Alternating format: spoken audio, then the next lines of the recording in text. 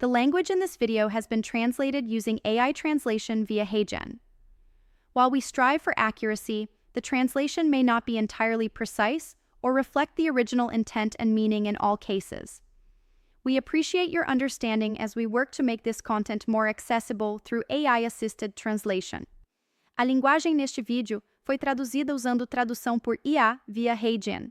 Embora nos esforcemos pela precisão, a tradução pode não ser totalmente exata ou refletir a intenção e o significado originais em todos os casos. Agradecemos sua compreensão enquanto trabalhamos para tornar este conteúdo mais acessível por meio de tradução assistida por IA.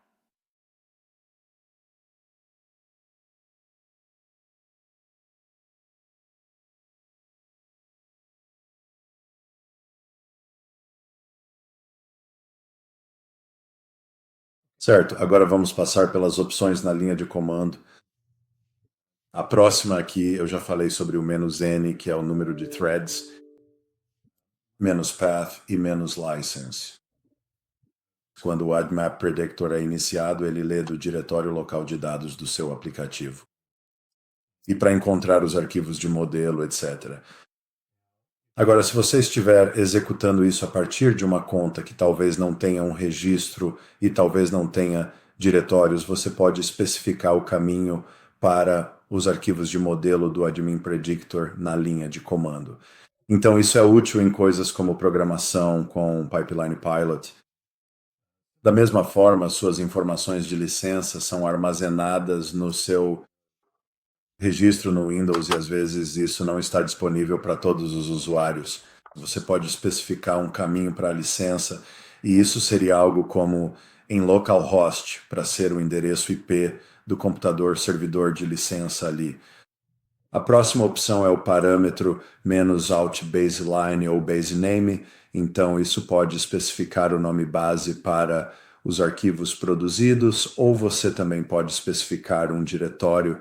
Então, se simplesmente fizermos a chamada do comando ap12tsmi, que é o nosso exemplo, e depois executarmos demo2d.smi, o que isso fará de forma bastante direta e clara é simplesmente produzir um arquivo chamado example.dat no diretório atual.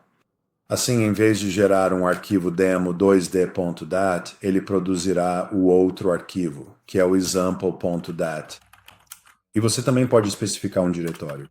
O diretório precisa existir. Então, vou criar o diretório e depois repetir o comando aqui, exceto pelo altdir. Agora, aqui, se terminar com uma barra, é assumido, vou também colocar um ponto barra aqui. Então, isso é interpretado como o nome de um diretório. E assim, o arquivo de saída vai para esse diretório.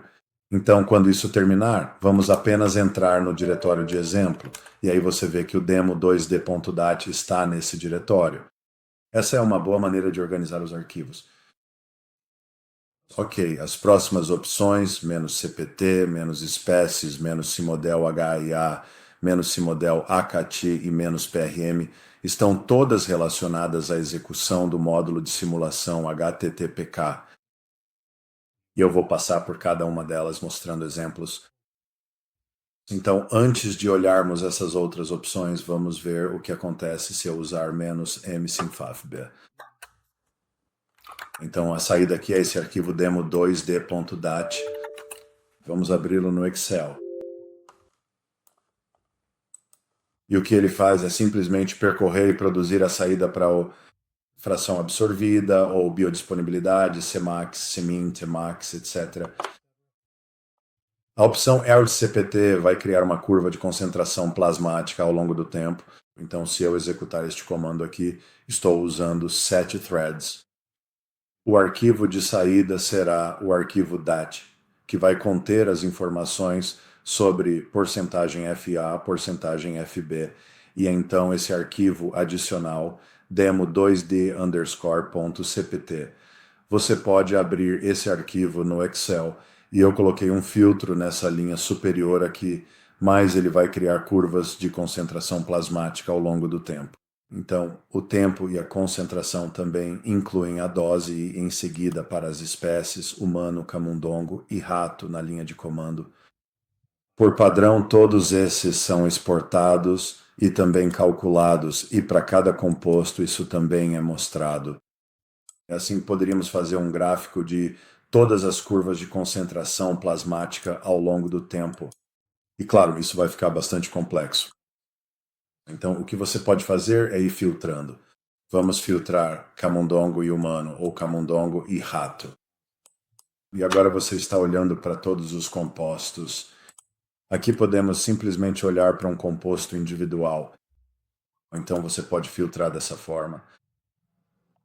A próxima opção era a opção menos espécies aqui, e ela simplesmente limita a saída da simulação HTPK para uma única espécie, ou você pode separá-las por vírgula para usar duas. Se você usar 3, esse é o padrão, então nem vale a pena usar essa opção. Mas os argumentos são rum para humano, rat para rato e mol para camundongo.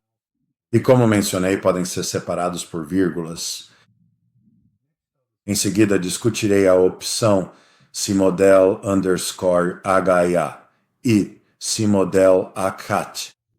Assim, você pode criar seus próprios arquivos HIA, e esses arquivos contêm parâmetros para a simulação HTTPK. Esses arquivos HIA são armazenados no diretório AppData do seu usuário. Meu nome de usuário é Melalas, AppData, local, Simulations Plus, e então admin predictor _12. E esses são os arquivos HIA. Assim você pode pegar um desses, copiar para seus diretórios locais e então editá-lo. Eu peguei o SimHia.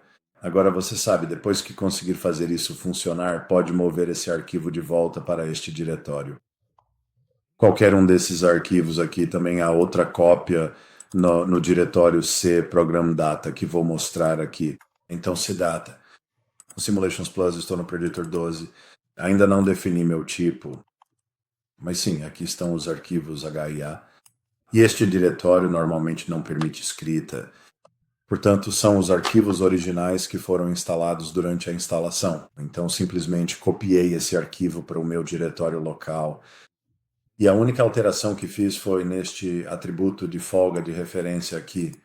Então, eu acrescentei um meu mSublim Clint para isso. Era um Golden Clint. Isso significa que se o arquivo de entrada tiver essa coluna e esse arquivo também contiver essa coluna, o valor presente nessa célula será utilizado. Agora, no meu caso, esta é a alternativa se esta célula estiver em branco. Então, vou mostrar as instâncias do arquivo de entrada onde tenho valores para isso. E em outros casos em que estiver em branco, então usará este de reserva. Só quero dizer que este arquivo está bem documentado, então se você for até o topo dele, todos os parâmetros também estão documentados para que você possa entender o que eles são. Depois, na linha de comando, eu rodaria P12-T-SMI-NSI-MFAFB-espécies, então aqui eu vou usar apenas a espécie humana, o que torna a saída um pouco mais fácil. E então meu SimHia sublinhado HIA, vou usar o arquivo local aqui. E então este é o arquivo de entrada. Então vamos dar uma olhada nesse arquivo de entrada. Aqui está o arquivo de entrada SimSemi. Você pode chamá-lo do que quiser. E então eu tenho outra coluna ou um atributo aqui, meu HLM sublinhado Clint. E aqui eu tenho 5 moléculas e cada molécula tem 2 linhas. Em uma linha eu tenho um valor para esse atributo e na outra está simplesmente em branco. E então eu executaria o comando e li o arquivo de saída sim.dat no Excel e você pode ver que aqui estão os diferentes nomes dos compostos, depois a biodisponibilidade oral aqui, o valor do meu Clint e você pode ver que alguns desses estão em branco. E cada um deles, a biodisponibilidade oral é um pouco diferente, porque a depuração hepática é um pouco diferente. Então, a extração de primeira passagem, e você pode ver que todos esses são um pouco diferentes. Então, há muitas opções diferentes maneiras de configurar esses arquivos HIA. A última opção relacionada às simulações HTPK é o "-prm". Isso cria um arquivo que indica para cada composto todas as entradas usadas na simulação HTPK. Então, se eu usar o mesmo exemplo que acabei de usar para o arquivo sim aqui e apenas adicionar este prmt, o que isso faz é criar um arquivo sim prmt.txt. E eu abri isso no Excel, então ele vai listar cada composto, qual é o workflow, espécie, ID da linha, depois entradas como peso molecular, coeficiente de difusão, solubilidade em pH, todos os parâmetros. Se formos um pouco mais para a direita aqui, você verá a depuração, clearance. Então, a depuração vem ou do meu HLM Clint ou do modelo CIP HLM Clint. Então você também obtém informações sobre a extração de primeira passagem que não é exibida na interface gráfica. Então é interessante poder pegar isso aqui. E depois o volume da dose, raio da partícula, você sabe características do IFA, e depois o peso corporal do sujeito e os fluidos gástricos e intestinais simulados. As duas últimas opções são menos PT, que significa pass-through, passagem direta. Então, se você fornecer um arquivo SD, ele tentará preservar o máximo possível dos registros originais na saída. O que acontecia antes era que ele convertia o arquivo SD de forma diferente e assim você perdia as informações que tinha inserido. Portanto, esse pass-through basicamente diz para manter o máximo possível. Então, a opção final aqui é file.txt, e esses estão associados a scripts de argumentos de linha de comando. E essa é uma maneira muito poderosa de executar diferentes algoritmos do AdMatch Predictor pela linha de comando. Então, eu vou mostrar um exemplo de como você especificaria o arquivo de entrada na linha de comando. A documentação dos arquivos de script está no manual do usuário do Admin Predictor 12, na seção 1.15.3, começando na página 105. E esses scripts de linha de comando servem para realizar diferentes tarefas. Então, por exemplo, este aqui gera análogos, gera classes, filtra moléculas. Cada um deles está bem documentado, então se você olhar esses arquivos, eles explicam o que fazem, quais são as entradas e as saídas. Eu vou apenas mostrar um exemplo do MS Generate Metabolites e como executá-lo na linha de comando. Você pega os argumentos daqui e também uma forma de modificar esses argumentos na linha de comando. Todos esses scripts de linha de comando estão na sua pasta de dados do usuário em AppData Local Simulations plus AdMatch Predictor 12 Command Line. Portanto, é uma pasta ou subdiretório separado e contém todos os arquivos de texto que estão documentados no manual do usuário. Certo, eu copiei o arquivo msgenerate metabolites.txt para o meu diretório local e vou passar pelas opções presentes no arquivo. Em todos esses fluxos de trabalho de script, você verá um nome de processo e, em seguida, o nome do comando ou do processo que está sendo executado. Aqui vamos gerar metabólitos. Este é um campo que você nunca deve alterar. Eu, então, apontar para o alias do caminho do arquivo. Assim posso obter essa informação do diretório de trabalho atual. Então vou apenas copiar isso do Explorer e colar no arquivo. Depois, o arquivo de entrada aqui que vou usar é um arquivo Smiles chamado parent.smi. Deixe-me mostrar esse arquivo rapidamente para você. Ele contém apenas 2 linhas. A primeira linha é um cabeçalho, Smiles e nome. A segunda linha contém uma string Smiles e, em seguida, o nome do composto B1. Vamos deixar o arquivo de log como metabolites.log, o caminho de saída, ou a saída como metabolites.sf. Então, este campo de nome, como estamos inserindo uma string Smiles, queremos que ele indique a primeira coluna no ou a coluna no arquivo que contém o nome.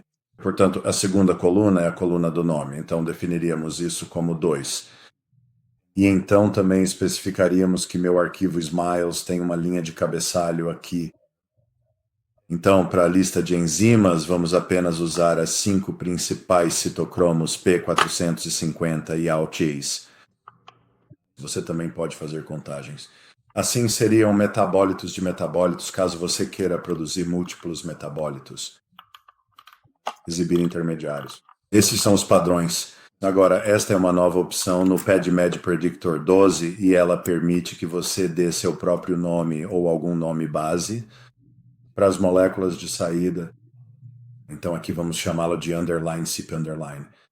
É assim que o nome será exibido em um exemplo. Então vamos criar um arquivo PNG da saída.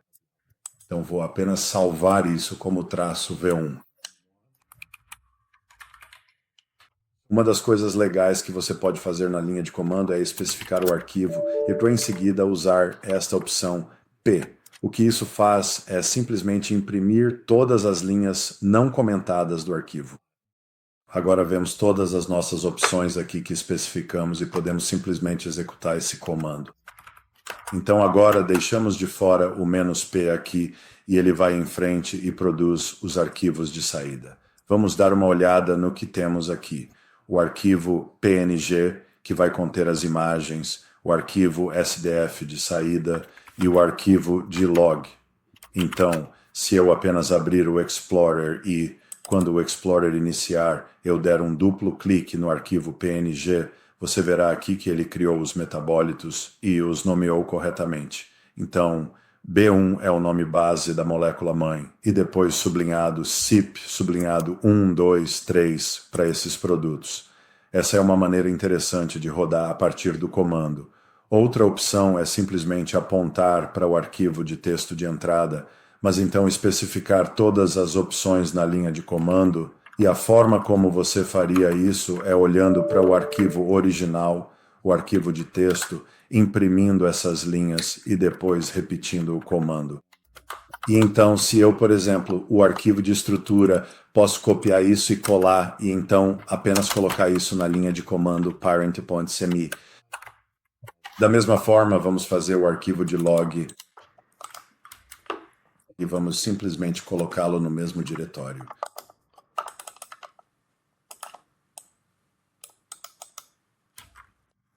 Da mesma forma, queremos obter o arquivo de saída e vamos chamá-lo de metabolites.sdf.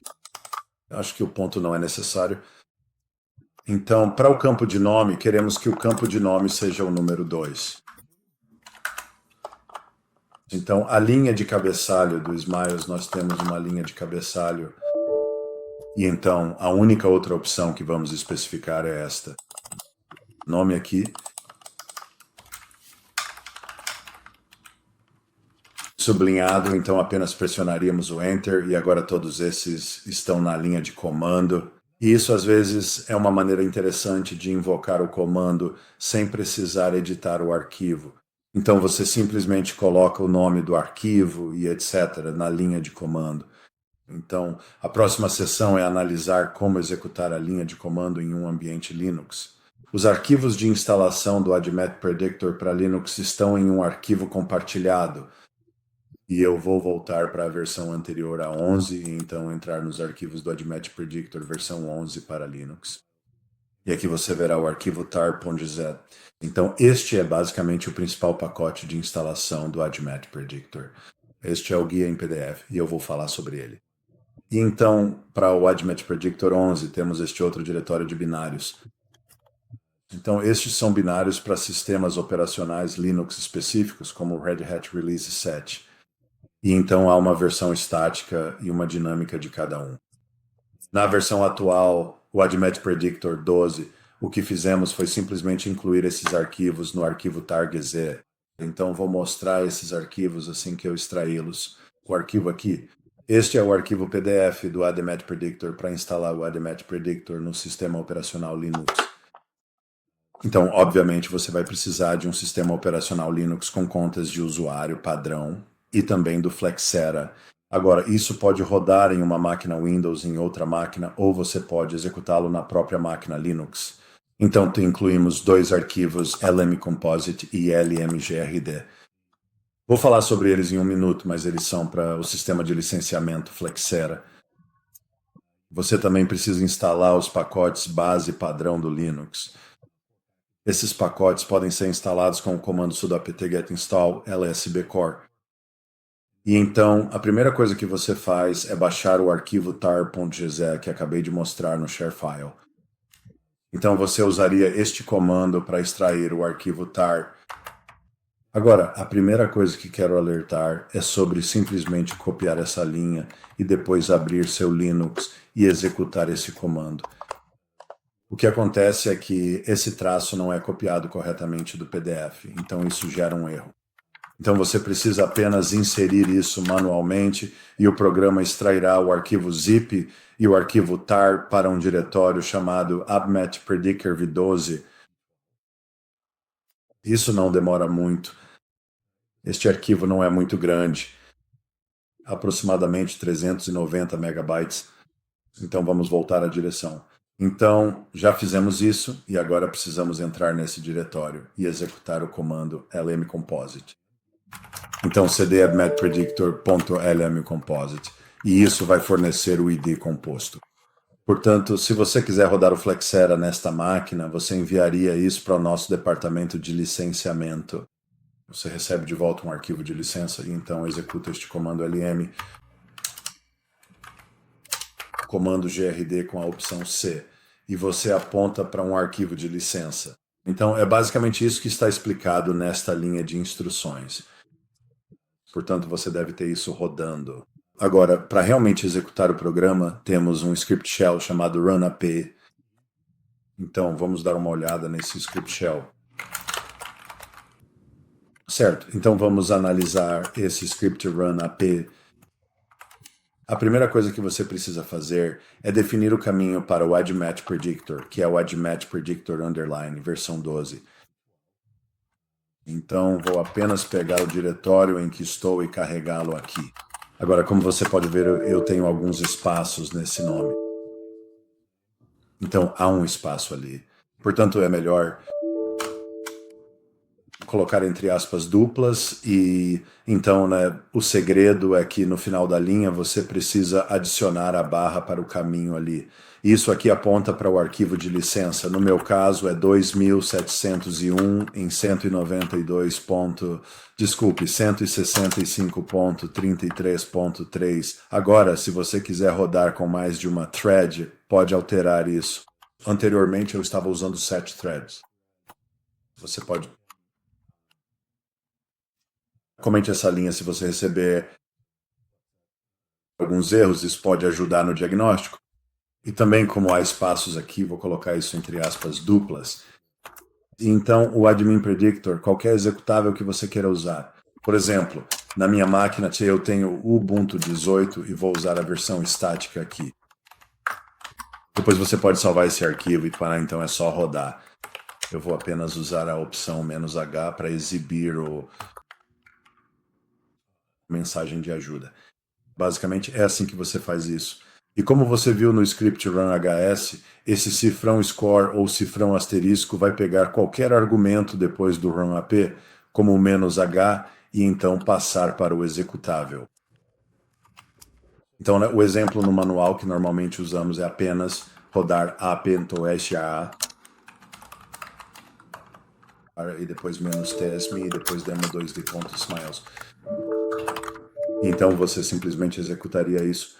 E se você gerar o arquivo demo2d.dat, isso significa que tudo correu bem. Este foi o vídeo do AdMob Predictor. Espero que tenha gostado e aprendido. Cuide-se. Bye bye.